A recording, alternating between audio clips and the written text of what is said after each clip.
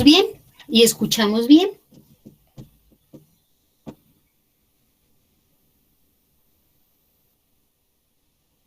Sí, profe. Chicos, bueno, sí, porque si no, pues para saber cómo vamos.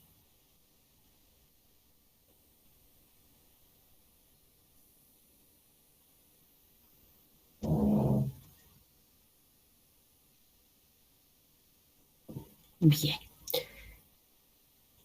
Entonces, ¿qué pasa?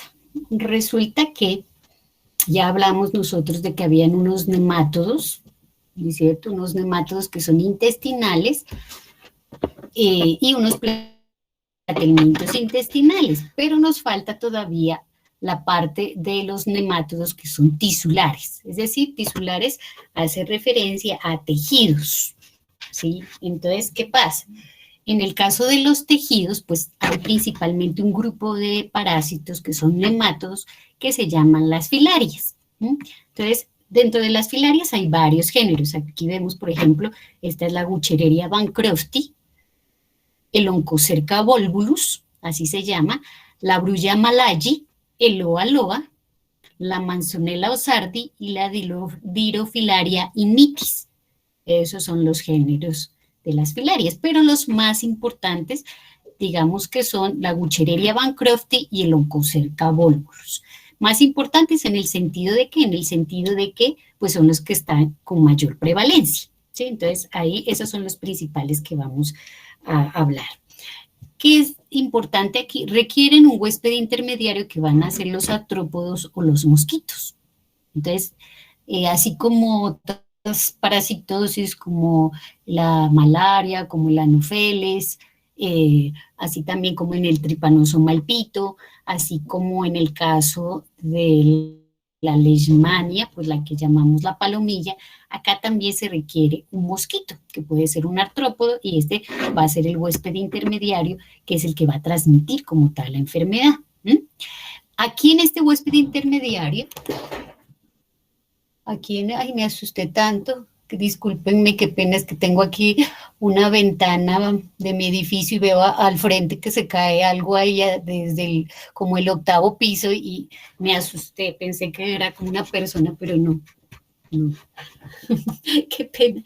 Bueno, entonces estaba yo diciendo que aquí en este caso, mire, estos artrópodos o estos mosquitos que van a tener un ciclo de vida dentro del parásito. Entonces son, como hablábamos hace un rato, pues algún tipo de huésped, pero son biológicos, porque dentro de ese huésped se está pues como dando una fase como tal del parásito. ¿Sí? Entonces, ¿qué es lo que hace ese huésped? Deposita una microfilaria. ¿Sí? Y la microfilaria es la que va a producir la enfermedad porque esa microfilaria se va a convertir posteriormente en un adulto. ¿Sí? Entonces, esos parásitos pues se pueden albergar tanto en humanos como también en algunos animales. Ahí tenemos, entonces, los más importantes, como dijimos, la Buchereria bancrofti y el Oncocerca volvulus. Entonces vamos a empezar hablando del Oncocerca volvulus. Entonces mire que principalmente el ojos y puede llegar a producir ceguera irreversible, ¿sí? Puede afectar uno de los ojos o, pues en menos proporción, los dos ojos. Mire el tamaño, es bastante distinto el tamaño de las hembras y los machos. Las hembras tienen de 20 a 70 centímetros de largo, ¿sí? Es decir, son bastante largas y los machos de 5 a 6 centímetros, es decir, la diferencia en cuanto a la longitud es bastante larga. En cuanto a pues el grosor, sí es pues bastante parecido. ¿Dónde los vamos a encontrar principalmente? En los nódulos o en los ganglios linfáticos. ¿Sí? Entonces ellos empiezan como a enroscar allí y también en los vasos linfáticos. Entonces empiezan como tal a producir obstrucciones cuando están en la piel y en el ojo, pues como dijimos, pueden llegar a producir ceguera. Entonces aquí están, mire las microfilarias y como dice acá, pues pueden estar entre los ganglios y los tejidos oculares. Bueno, mire, aquí está la transmisión del Oncocerca volvulus. Entonces aquí tenemos que esa transmisión se puede dar por unos mosquitos que son hematófagos y que se llaman los Simulium, son de la familia Simulidae, los Simulium, ahí está. Entonces, ¿dónde se encuentran? Principalmente en corrientes y caídas de agua. Y por supuesto, pues en los ríos y pues en el, digamos, cuando se recoge agua de los ríos y se la deja allí como guardada en tanques, pues allí también se pueden reproducir este tipo de vectores, que son los que transmiten pues principalmente las filarias. ¿Dónde las vamos a encontrar? En la parte tropical. Entonces, pues alrededor de la línea ecuatorial, por supuesto en África, ¿no? Como ya sabemos, en África hay de todo y en grandes concentraciones. Y mire aquí, pues tenemos algunos de esos vectores, pues en África, en Centroamérica y en Sudamérica, que son los que más tenemos, pues como la especie del vector del simulio, ¿sí? Sin embargo, pues puede suceder también que una persona, por ejemplo, que se contagie en África, pues venga acá a nuestros países y pues cuando nosotros ya le hacemos como la historia clínica nos damos cuenta de que esa persona no se contagió acá, sino que se contagió en otra parte, de pronto porque hay otro tipo de vector en ese otro lugar, pero pues las manifestaciones clínicas ya le dieron acá en nuestro país, por ejemplo, ¿sí? Hay una cosa bien importante con respecto a este parásito, que es el Onchocerca volvulus, y es el siguiente. Ese parásito vive en simbiosis con una rickettsia que se llama la Wolbachia. Entonces, esa rickettsia es, digamos, uno de los microorganismos que producen más toxinas. Entonces, como la rickettsia vive con el parásito, no solamente el daño se produce por el parásito, sino por la toxina de la rickettsia. Miremos el ciclo biológico. Entonces, aquí tenemos las formas maduras, están en el ser humano, ¿sí? Y las etapas larvarias en el simúlido, entonces, o en el simulium. Por esa razón, entonces, el huésped definitivo, ¿quién va a ser? El ser humano, y el huésped intermediario va a ser nuestro vector. Entonces, vamos a mirar cómo es que se da este proceso. Entonces, miremos aquí el número 1. Resulta que en el simúlido las larvas pasan como por varios periodos de maduración y de evolución. Entonces, en el mosquito hay la larva tipo 1, luego evoluciona a tipo 2 y ya la más madura es la del tipo 3. Entonces, la larva de tipo 3 es la que viene aquí a la probóscide del mosquito. Aquí este sí pica, toma sangre porque es hematófago y además deja también las microfilarias. Entonces, mire, ya picó aquí esta persona, entonces le dejó la microfilaria. Van a estar principalmente esas microfilarias en los tejidos subcutáneos y empiezan a crecer hasta que se convierten en adultos. Los adultos principalmente los vamos a encontrar a nivel de los ganglios linfáticos, ¿sí? Entonces, allí vamos a tener ya esos adultos que empiezan a encontrarse en los nódulos y en los vasos sanguíneos también, en los vasos linfáticos, perdón, también, y empiezan a producir obstrucciones. Entonces, por eso es que muchas veces en el caso de que se encuentren en la piel, se va a producir lo que se llama la elefantiasis. Entonces, que es una inflamación, por ejemplo, de las piernas o de los brazos. Ya vamos a ver más adelante algunas gráficas. Entonces, mire, viene otro simúlido, ingiere la sangre y puede ingerir, por supuesto, las microfilarias que provienen de aquí, de los adultos, porque hay machos y hembras. Entonces, estas microfilarias van al abdomen del simúlido y luego van a migrar al tórax y en ese proceso pues se van a convertir en larvas tipo 1, larvas 2 y larvas 3 que nuevamente migran al aparato bucal y vuelven y pican a otra persona.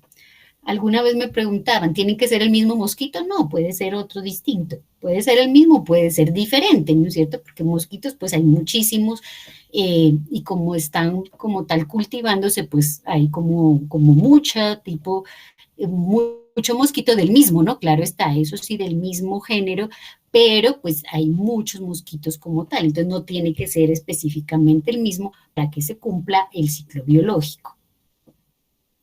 Patogénicamente se trata de que haya muerte y destrucción de esas microfilarias por parte del macrófago. Entonces, esto hace que haya como tal una respuesta inflamatoria. Entonces, no solamente es la inflamación que se produce por parte del parásito, sino también por la respuesta inmunológica por parte del macrófago al intentar pues detener a esos parásitos, a intentar fagocitarlos, pues se genera un proceso inflamatorio como tal.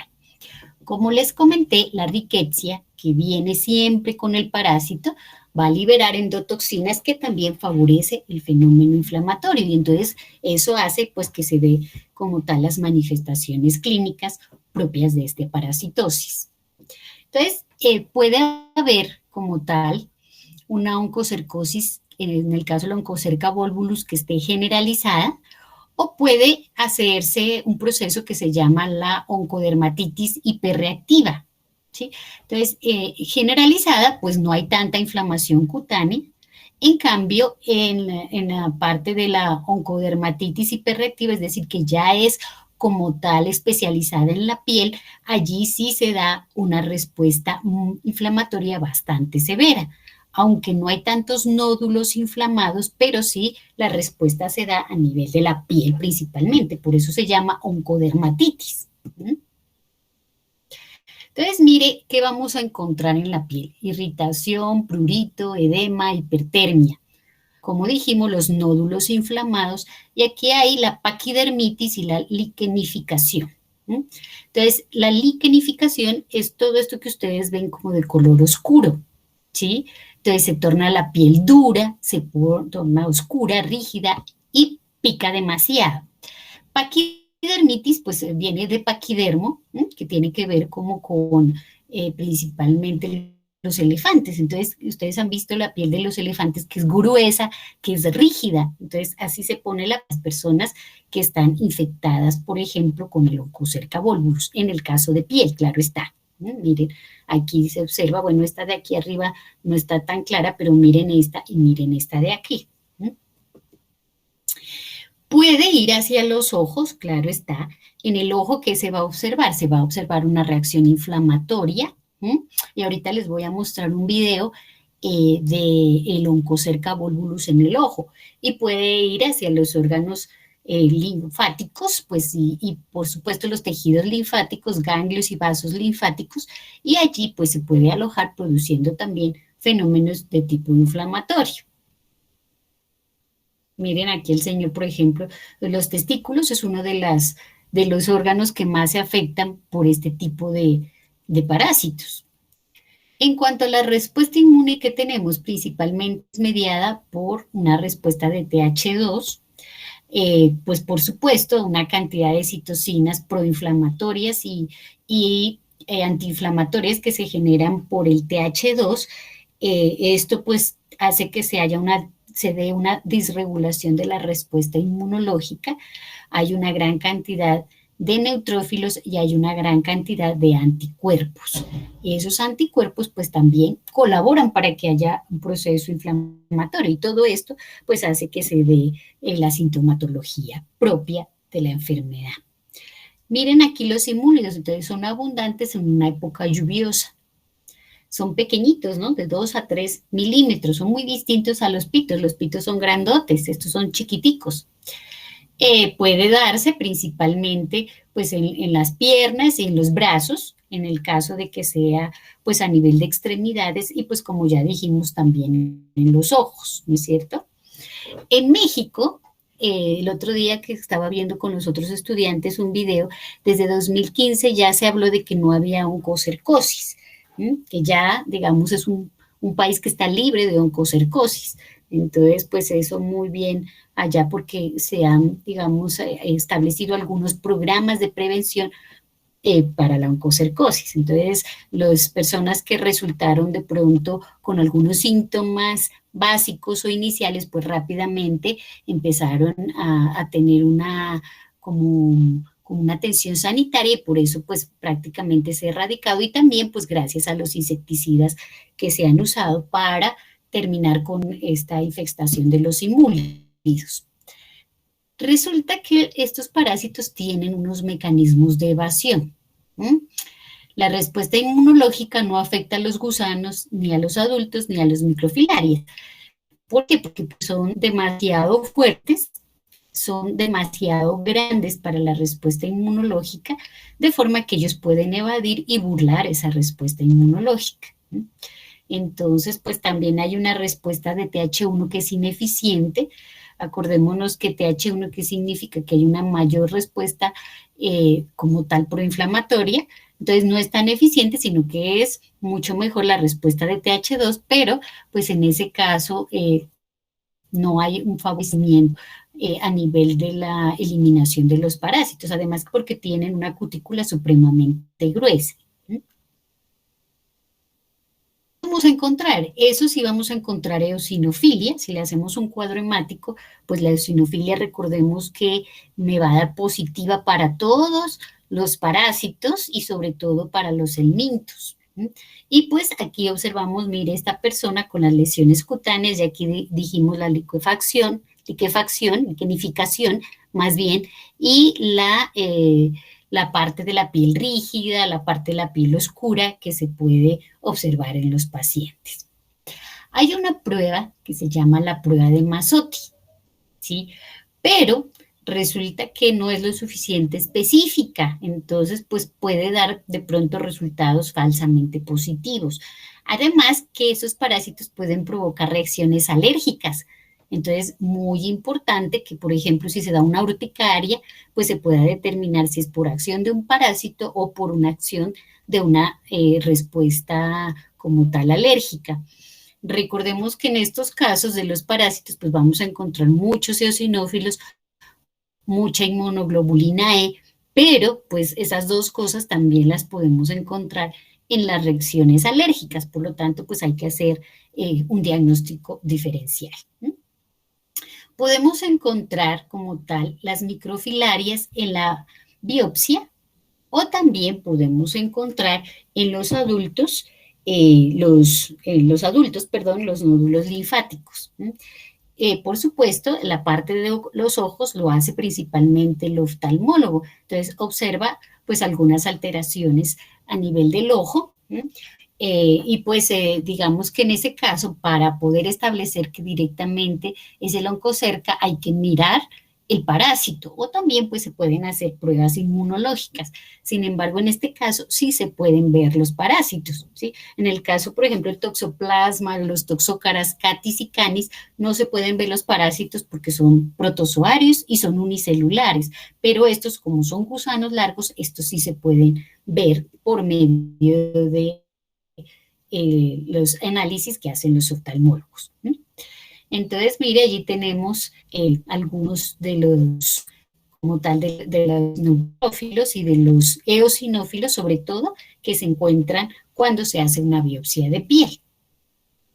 Miren, aquí en este caso les están extrayendo el oncocerca de la piel, pero como les decía, también hay oncocercosis a nivel ocular. Entonces, mire que eso se puede dar principalmente en este caso suramina, aunque también se puede dar la ivermectina para las microfilarias y los parásitos adultos, aunque pues está contraindicada en pacientes con enfermedad renal y hepática. Entonces, en este caso se daría principalmente la ivermectina, ¿sí? Y la nodulectomía, es decir, sacar el ganglio linfático.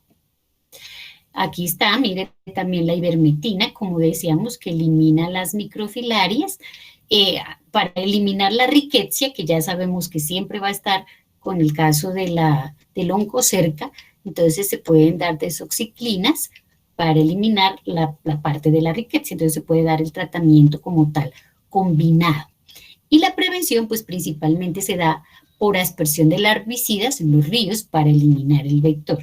Como les decía, hay personas que recogen agua y como que la almacenan, entonces esa agua también puede en un momento determinado tener el vector y allí también se puede reproducir. Entonces, por eso no es bueno que las personas tengan en los peridomicilios aguas que estén ahí estancadas.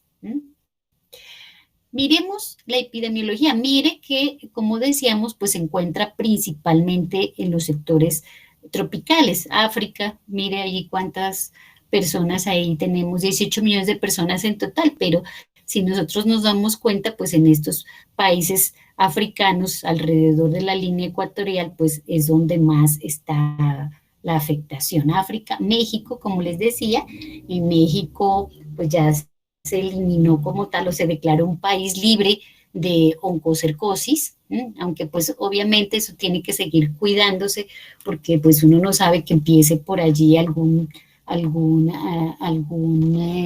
como tal, algún insecto a reproducirse y vuelve y juega otra vez. Entonces sí tienen que estar en una constante vigilancia en nuestros países. Aquí en Colombia no tenemos como tal unas estadísticas, como en oncocercosis, no es fácil encontrar estadísticas. Y mire la cantidad de 336.800 de individuos ciegos en los países en donde se han hecho las estadísticas sobre oncocercosis. Entonces, mire que es una suma pues importante, ¿no? 336.000 personas que se han quedado ciegos por acción de la oncocercosis. Entonces, vamos a mirar un minutito, vamos a mirar un videito, un minuto. Aquí lo vamos a ver, aquí.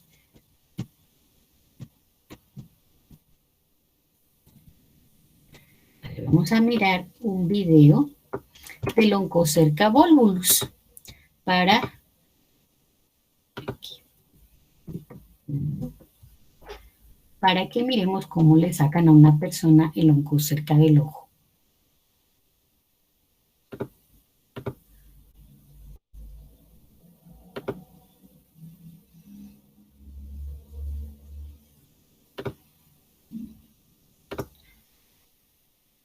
Bueno, listo, les voy a compartir entonces para que puedan mirar esto.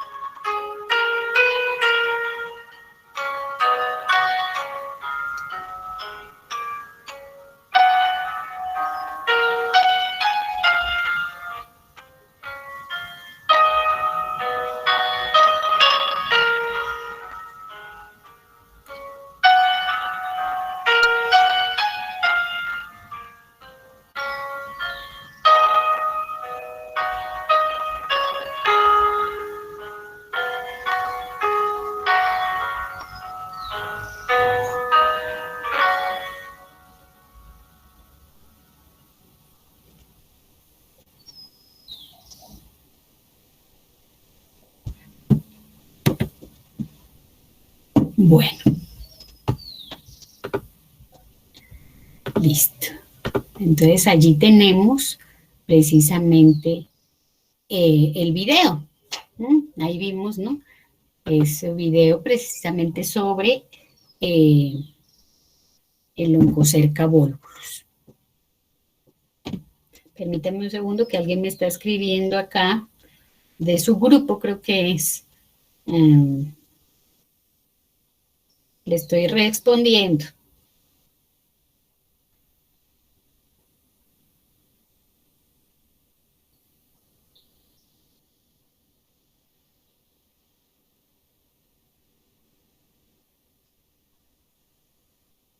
Listo. Jader, que acabo de escribir, ya le acabé de responder. ¿Listo? Bueno. Ok, entonces, ¿preguntas, dudas sobre el Oncocerca volvulus?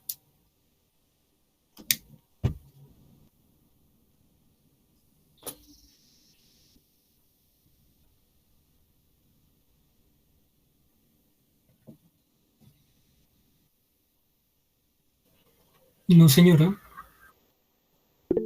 Bueno, entonces continuemos con otro parásito. Ya lo vamos a ver acá. Y entonces vamos acá a continuar con esta, que es la Wuchereria bancrofti. ¿Sí? Entonces ahí vimos en el oncocerca, principalmente a nivel ocular, allí vieron cómo le sacaron el parásito del ojito, ¿no? Y pues, como vimos, muchos casos ya los pacientes quedan ciegos, precisamente porque hay un daño en el tejido que no se puede recuperar.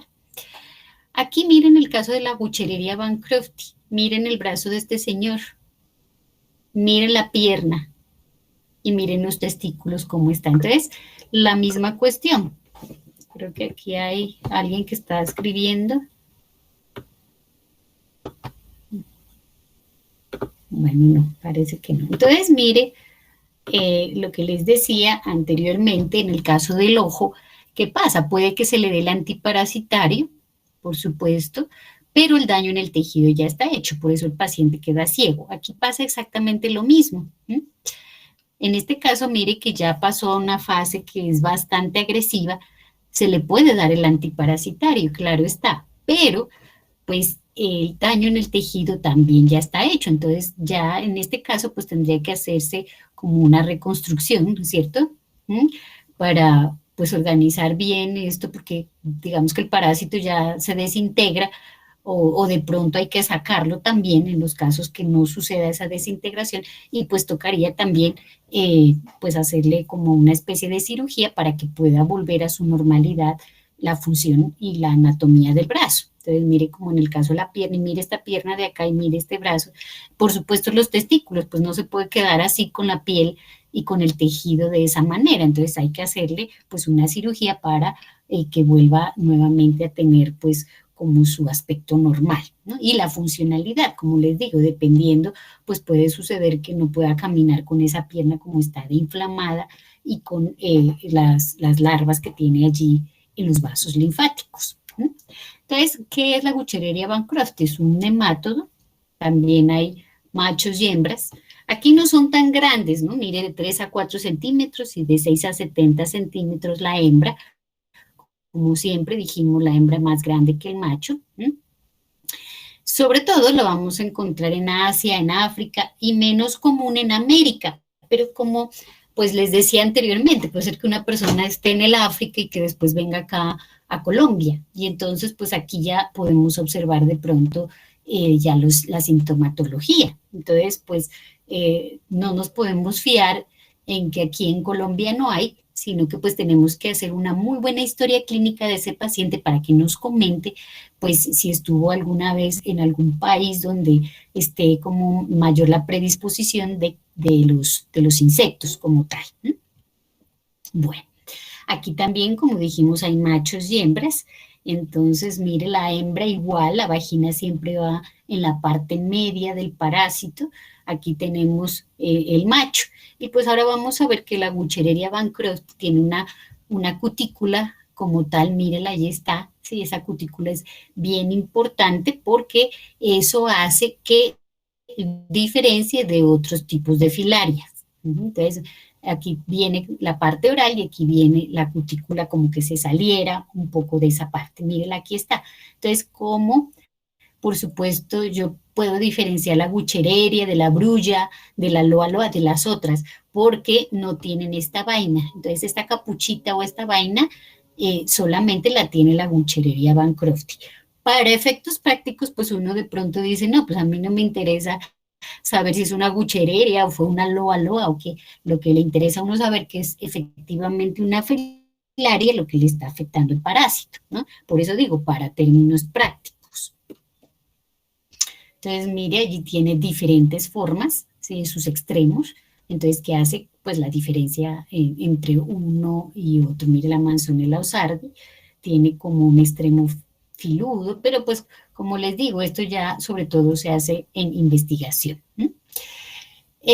A nivel linfático, es decir, a nivel de los ganglios linfáticos, pues vamos a tener sobre todo la Guchereria bancrofti y hay otro tipo de filares que se llaman las brullas, la brulla malaya y la brulla timori, entonces a nivel de los ganglios linfáticos sobre todo.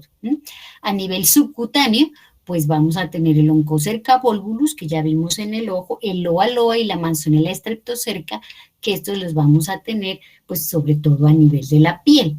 Y en las cavidades serosas podemos tener la Manzanella, entonces Manzanella osardi y Manzanella persta.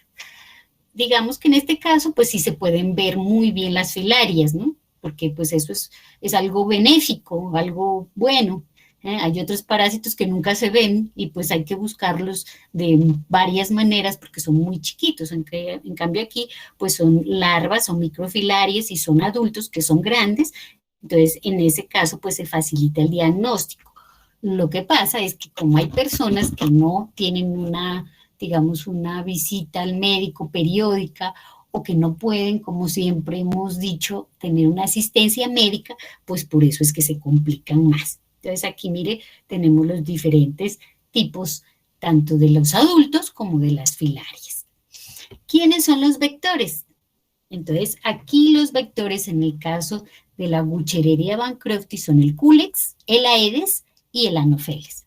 Mire que estos tres pues son transmisores tanto de virus como de parásitos. Ya sabemos que la Anopheles hembra es la que transmite la malaria, pero también a la vez puede transmitir la Guchereria, ¿sí? Es decir, tiene la capacidad de transmitir las dos cosas a la vez. Pues claro que sería muy de malas, ¿no? Que le pique uno el Anopheles y que le transmita la malaria y a la vez le transmita la Guchereria, pero esos casos también se pueden dar, ¿sí? Puede transmitir las dos cosas porque ellos tienen como tal la capacidad de que pueden albergar los dos parásitos, pues en el caso del Anopheles. Y el Aedes y el Culex, pues ya sabemos que también sirven para transmitir virus, ¿no? Bueno, ¿cómo es el ciclo de vida de la Guchereria bancrofti? Entonces, aquí también tenemos en el mosquito, tenemos la larva 1, la larva 2 y la larva 3. Ya sabemos que la larva 3 es la más evolucionada, ¿no? Entonces, mire que aquí está la larva 3 en la probóscide. Entonces, pica el mosquito, le inyecta como tal la microfilaria. En ese caso, van a los linfáticos, se convierten en adultos. Esos adultos siguen como tal produciendo microfilarias y esas microfilarias pues vienen nuevamente a los vasos linfáticos. Entonces viene otro mosquito, ingiere las microfilarias y dentro del cuerpo de ese mosquito vuelve y se produce la evolución larva 1, larva 2 y larva 3 hasta que llega a la probóscide, que es donde pica. Es decir, el ciclo de la Guchereria es exactamente igual al Oncocerca volvulus. Sí, es la misma cuestión. Lo que pasa es que en el caso del Oncocerca, los parásitos pueden estar a nivel de la pierna, piel, de piernas, brazos, extremidades, y en el ojo. Aquí en la Guchereria bancrofti, principalmente el tropismo se da hacia las extremidades y hacia los testículos, ¿sí? Es decir, casi que nunca se ha visto Guchereria a nivel ocular, ¿no? Entonces, el oncocerca sí se va hacia el ojo. Bueno, entonces, miren las etapas de esta Guchereria bancrofti, las etapas clínicas que se dan. Una etapa aguda, esa es la etapa ideal para hacer el diagnóstico. Hay una etapa crónica y hay una etapa que se llama la etapa elefantiásica. elefantiásica ya cuando se da la inflamación pues total de un miembro del cuerpo. Entonces tenemos la etapa aguda, hay lesiones localizadas, edema, hiperplasia de las células reticuloendoteliales y pues ya sabemos la eosinofilia local. Esa es el principal forma donde se debe hacer el diagnóstico para evitar que pase a esta forma crónica, porque ya en la forma crónica pues va con una mayor reacción inflamatoria, linfangitis y pues las adenopatías que pueden ser generalizadas, hasta que llega a esta etapa elefantiásica. Mire las piernas de este señor, de pronto está como muy pequeñito, pero si ustedes alcanzan a ver, miren allí que es una inflamación bastante importante. El 10% de los pacientes llegan a esa etapa elefantiásica. Entonces, como les decía, ¿por qué se da? Porque pues como no se dio el tratamiento acá en esta etapa y de pronto el servicio sanitario pues no es tan bueno, entonces la persona se queda así hasta que pasa la etapa crónica y luego ya pasa a esta etapa elefantiásica. Allí también que vamos a tener granulomas con fibrosis alrededor de los parásitos. Esos consisten principalmente en macrófagos que tratan de ir en contra de los parásitos, pero pues se forma como tal una inflamación porque hay muchos macrófagos unidos. Eso favorece el proceso inflamatorio. Además que las larvas y los adultos y atrás de eso la respuesta inmunológica, todo eso me produce una obstrucción linfática. Y como decíamos, vamos a tener las zonas paquidérmicas con pieles gruesas, que producen también rasquiña. Entonces, muchas veces, aparte de la parasitosis, vamos a tener infecciones sobreagregadas por las úlceras que se pueden dar por la rasquiña que tiene el paciente. Bueno, miren esto que es bastante importante, el periodo de incubación. El periodo de incubación va entre 1 y 18 meses. Es decir, 18 meses estamos hablando aproximadamente de año y medio. ¿No es cierto? Entonces, es un periodo de incubación supremamente largo. Entonces, si el paciente me dice, no, es que estuve en África hace un año y medio, entonces uno dice, ay, no, está demasiado el tiempo, pero mire que puede ser que en ese paciente como tal, esas microfilarias se guarden a nivel de los ganglios y que se expresan en un tiempo después. Entonces no nos podemos confiar de que porque el paciente hace año y medio que estaba en el África ya no le dio, no, puede darle, ¿sí? Puede darle porque el periodo de incubación es supremamente largo. Y pues obviamente esto puede ir acompañado de una parte asintomática, de una etapa aguda, de una etapa crónica y como dijimos, de una etapa tardía que ya es consistente principalmente con lo que llamamos elefantiasis. Entonces, mire, por ejemplo, en esta foto, esta es la etapa aguda, como hay una ligera inflamación que puede darse en la zona inguinal, en las extremidades, en los genitales, esto acompañado, por supuesto, de fiebre, ¿sí? Y pues hay ligera inflamación hasta que pasa en una etapa un poco más crónica. Puede llevar también a urticaria, porque dijimos que también puede estar acompañada de un proceso alérgico, es decir, se puede desarrollar un proceso alérgico por el parásito. Entonces, pues también vamos a tener, en este caso, mire, urticaria. Ya cuando pasa la fase crónica, miren esta foto, miren las piernas de esta chica, las vemos supremamente inflamadas, ¿no? Entonces ya vamos a encontrar la obstrucción linfática y la producción de edemas. Ya estamos diciendo que principalmente se puede deber a que hay una respuesta inmunológica, porque hay muchos, como tal, granulomas por los macrófagos y también porque los parásitos empiezan a obstruir tanto los ganglios linfáticos como los vasos linfáticos y eso hace que se produzca el edema. Entonces, mire aquí esta chica cómo tiene las piernas. Ahí podemos observar. Es una inflamación bastante importante.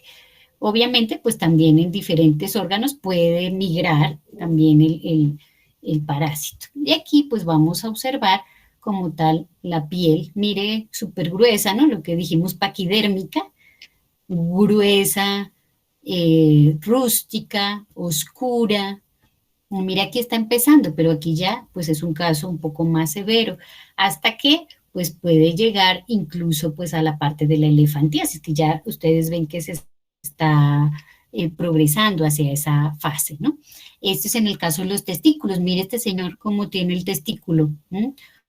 Obstrucción de los linfáticos y pues obviamente esto puede llevar a citis, hidrocele, y pues puede llevar también a infertilidad, claro está, porque hay un daño a nivel testicular. Bueno, entonces miremos que para estos casos que tenemos, hay un método que se llama el método NOT. Entonces, eso es como una biopsia que se hace en los ganglios linfáticos para mirar si aquí están las microfilarias. Ahora, en la fase aguda, que es cuando apenas entra el parásito, es decir, cuando estamos en las fases iniciales, todavía pues no se alberga a nivel de los ganglios ni a nivel de los vasos. Entonces, en ese caso le podríamos hacer una tinción en gota gruesa o también pues un extendido de sangre periférico. Por supuesto, vamos a observar, como está allí en la gráfica, la filaria, ¿no? Pero pues no siempre es digamos, tan evidente poder hacer ese tipo de pruebas, sobre todo al principio, ¿no? Porque si, digamos, una persona se le empieza a inflamar una pierna, lo menos que piensa es que pues tiene un parásito allí metido. Entonces, eso hace pues que de pronto no se hagan este tipo de análisis. Por supuesto, para nosotros poder solicitar una ELISA o unos exámenes inmunológicos, pues por lo menos tenemos que tener una idea de que sí es eso, ¿no? Sospecharlo, ¿sí? Porque si no, pues son exámenes que no se encuentran fácilmente porque pues no hay tanta prevalencia a nivel de nuestros países. Sin embargo, pues eso sería ideal poder hacer este tipo de análisis porque así pues se podría determinar fácilmente que tiene este tipo de parásito. Existen unas pruebas, así como este es para la malaria, pero existen también unas pruebas como en cassette, es decir, una prueba rápida.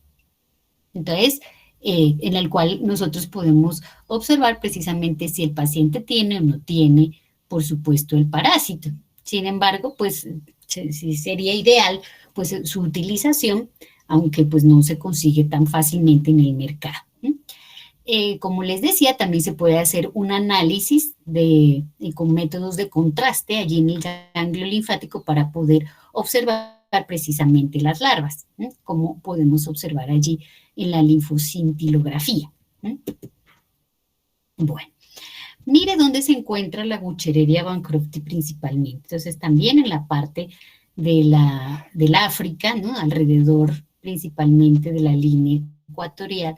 Pero como les decía, pues si un paciente viene de acá, pues a nuestros países, de pronto no es que se contagió acá, se contagió allá, pero los síntomas pues ya los vamos a encontrar nosotros. Entonces la Buchereria bancrofti, sobre todo en el África, y la Oncocerca volvulus se encuentra en África, pero también en algunos países como Colombia, Ecuador, México. Bueno, como les decía, en México pues ya se ha declarado que hay que está libre de oncocerca, pero pues siempre en estos casos tiene que llevarse una información importante para evitar pues que vuelva a darse ese tipo de casos. Entonces la prevención, pues obviamente la proliferación de los vectores, prevenir, por supuesto, que esos mosquitos estén transmitiendo la enfermedad y que se diseminen a nivel de las viviendas. Aquí en este caso, administración de ivermectina a grupos endémicos, como siempre hemos dicho en parasitología, en muchos de los casos es importante pues que a los familiares o a las personas que están en un determinado núcleo familiar, a todos se les dé pues el tratamiento. ¿Por qué? Porque seguramente si una persona se contagió, el entorno también tiene el parásito por medio de los vectores. Entonces, pues si uno se contagia, puede ser que los demás miembros de la familia también estén contagiados o en el lugar donde viven, ¿no? O en el pueblo donde viven. Entonces, pues eso sería bien importante en el caso de varios de los parásitos. Sin embargo, pues esto ya se sale de nuestras manos porque pues esto ya son como regulaciones a veces gubernamentales, ¿no? Entonces, que se compre, por ejemplo, una determinada medicina para toda la población. Por supuesto, el tratamiento a los enfermos y evitar pues la picadura de los mosquitos mediante mallas protectoras y repelentes de insectos, que eso sería bien importante. También en el caso de la Guchereria Bancrofti, pues se puede dar el albendazol. Mire, aquí lo tenemos.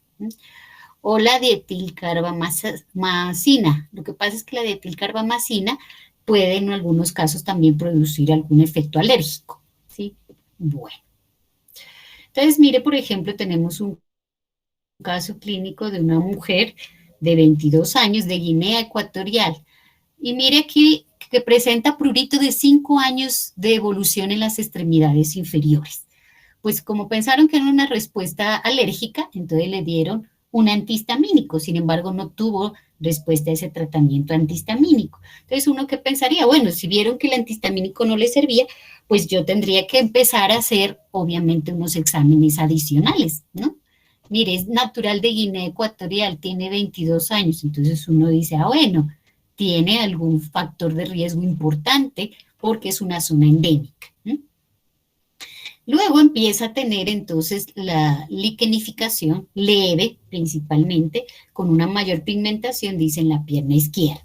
Entonces, allí ya nos da un indicativo de que algo, digamos, distinto a una respuesta alérgica va a tener en esa pierna. Entonces, mire, aquí ya está mucho más oscura, ¿no es cierto? Empieza como tal la pigmentación de la piel. Y encuentran también una eosinofilia cuando le hacen un cuadro hemático. Entonces uno dice, ah, bueno, es un eosinófilo el que está aumentado, es decir, que es una respuesta alérgica o una respuesta a parásitos. Pero pues esta lesión no es de urticaria, ¿no es cierto? Entonces uno dice, ah, bueno, tenemos que hacer unos exámenes convencionales, pero digamos complementando esa información. Le hicieron un coproparasitario, es decir, un coprológico, y que demostró que tenía trichuris trichuria. Para rematar, ¿no? Tenía además un parásito intestinal. ¿Sí? Y se le hizo la prueba de NOT, pues resultó negativa, de pronto porque todavía las microfilarias pues no estaban como tan difundidas, ¿no es cierto?, en los ganglios, de pronto a nivel de la piel, pues puede haberse encontrado las microfilarias, hasta que se le hizo la biopsia cutánea. Y en la biopsia cutánea ya se observa infiltrado linfocitario y miren aquí, estas son las larvitas. Entonces ahí vamos a encontrar las microfilarias y pues obviamente un tejido inflamatorio acompañante. Esta coloración la hicieron con hematoxilina eosina y aquí ya dice no, lo que tiene entonces definitivamente que es una microfilaria. ¿Y por qué se determinó? Por medio de una biopsia cutánea. ¿Mm? Luego se le hicieron pues más análisis, miren fresco, ahí están las microfilarias. ¿Mm? Hay digamos, como un buffer que se llama el RPMI, ¿sí? Que sirve sobre todo para mantener como tal las microfilarias, ¿sí? Para que no se dañe la microfilaria y poder estudiarla muy bien. ¿Cómo fue tratada la paciente? Con ivermectina y en dosis única, espérenme que creo que esto se me está como acabando, asociada, dice allí, con corticoides, es decir, que significa que le dieron un antiinflamatorio, ¿sí?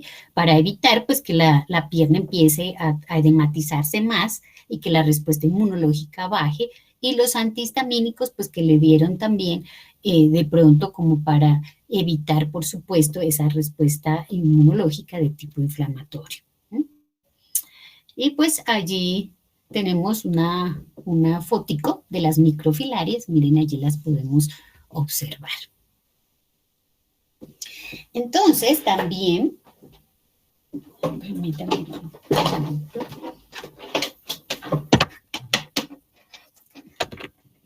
Como que se me está acabando la batería.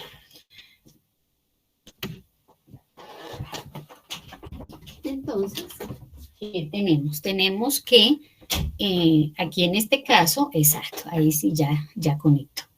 Entonces, también podemos observar que en el caso de los oncocerca-volvulus también pueden haber como tal algunas alteraciones a nivel de la piel, ¿no?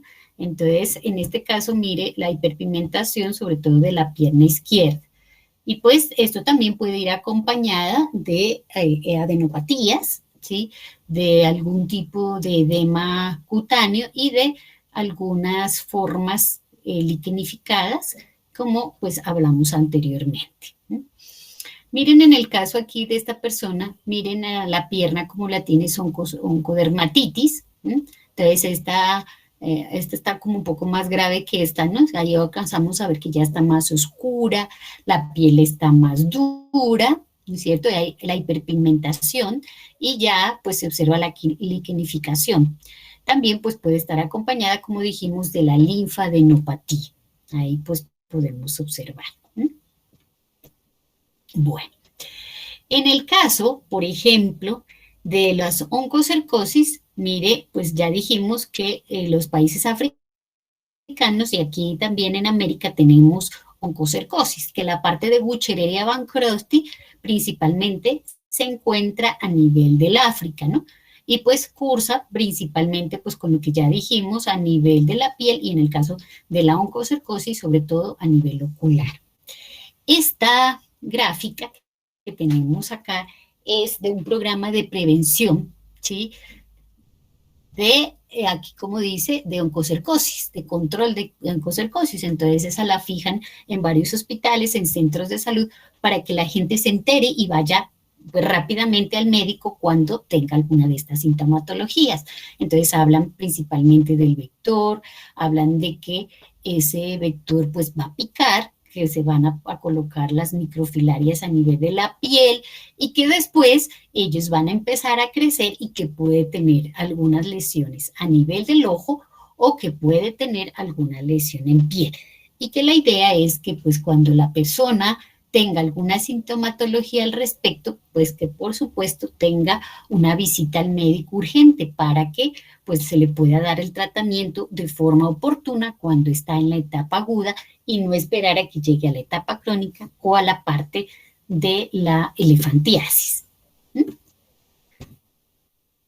Bueno, entonces, preguntas, dudas sobre lo que llevamos.